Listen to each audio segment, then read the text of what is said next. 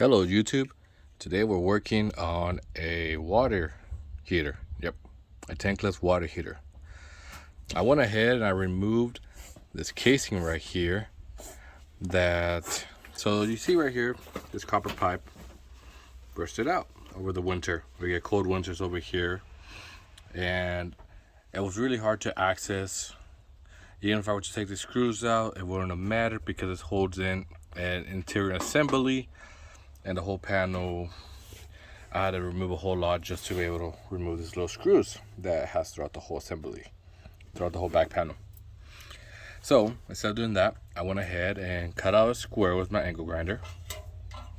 And when you repair this hole right here, I'm going to be using solder to repair the hole. This right here is a Marley brand. Here's my soldering iron heating up.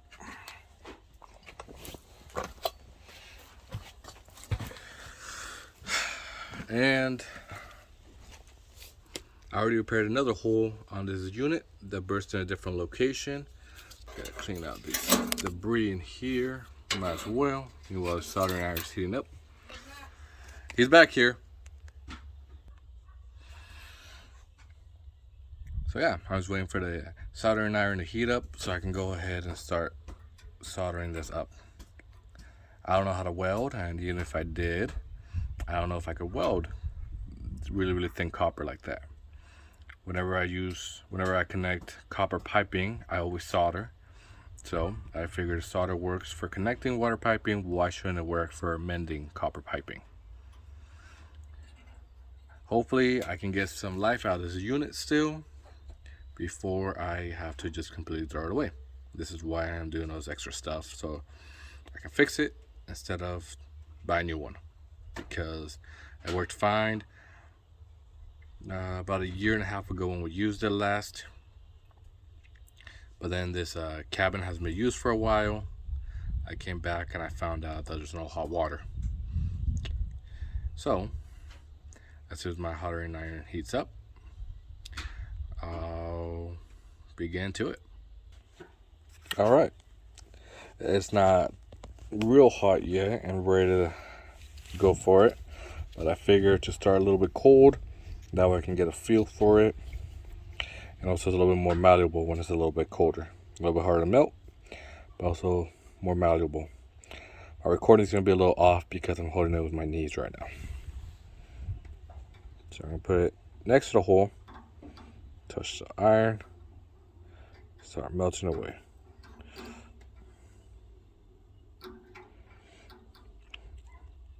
And right now I'm just trying to bead in different little areas.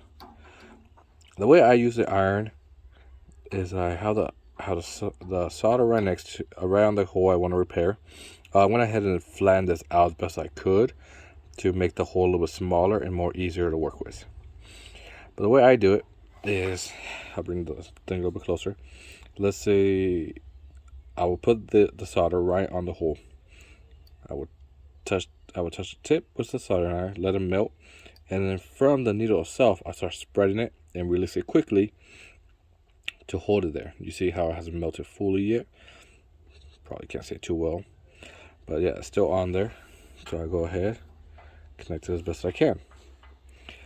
Right now my goal is not to make it look pretty, just so I got a nice solid beads all the way around. And then I'll go back and make it pretty. Or maybe not just pretty, but usable.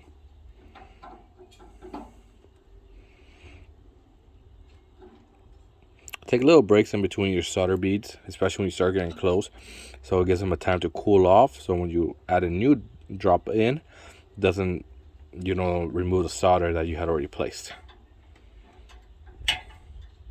Definitely trial and error. Takes a little bit of time to practice.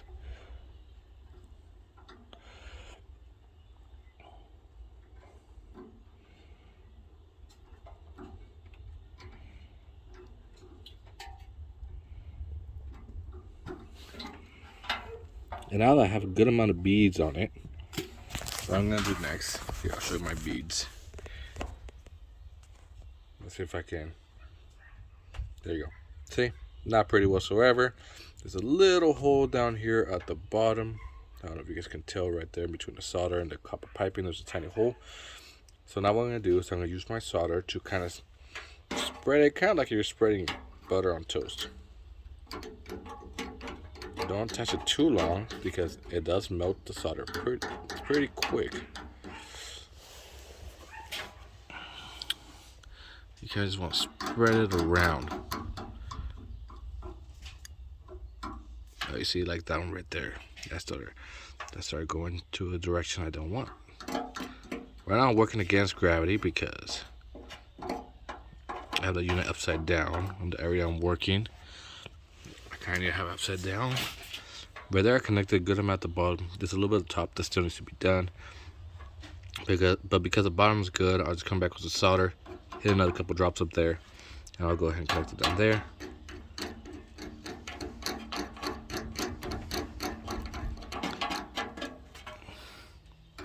I found that giving it slow taps works a lot better than holding it on. To each their own though.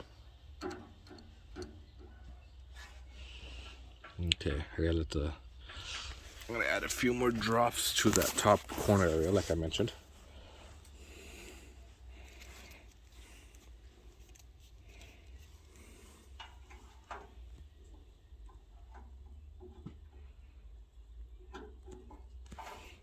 And let the solder breathe for a minute.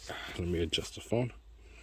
Okay, let the solder breathe for a minute, cool down somewhat before applying more.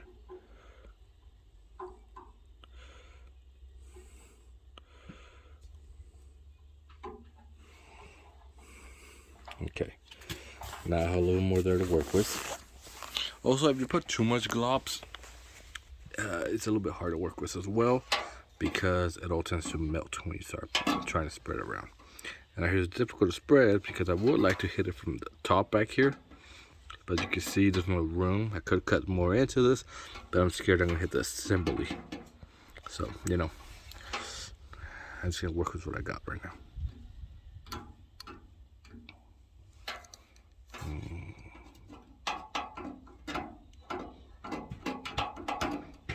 Also, if I were to put flux on the copper piping first, that would kind of like be like a magnet for solder. The magnet would be more attracted to it. I don't have flux at the moment, so probably be a good idea to go to the store and buy some. But if I can make this work, then why not? And because it's never going to be seen because it's the back of unit, I don't mind making it look not pretty. Sometimes I like to practice making it look pretty whenever it's going to be seen, but right now it's not a big issue. Right now it's just a good seal all the way around. That's what I'm looking for.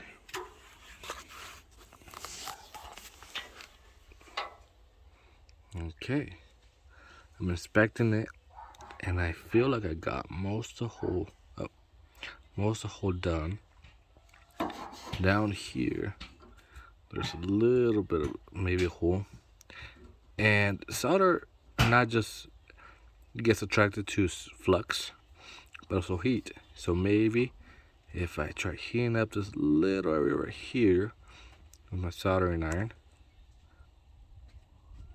if I can make this a little more clear, the heat might start just running down. Okay, so I held it there on the copper for a little while. Maybe not long enough for the solder to run, but it didn't run.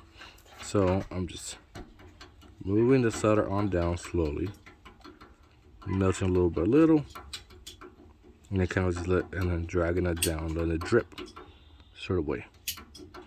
And honestly there, I think I got it pretty good sealed. I got a nice seal going. I can't see any, oh, I see a tiny hole over here. And this is where water travels, so water will definitely find a way out.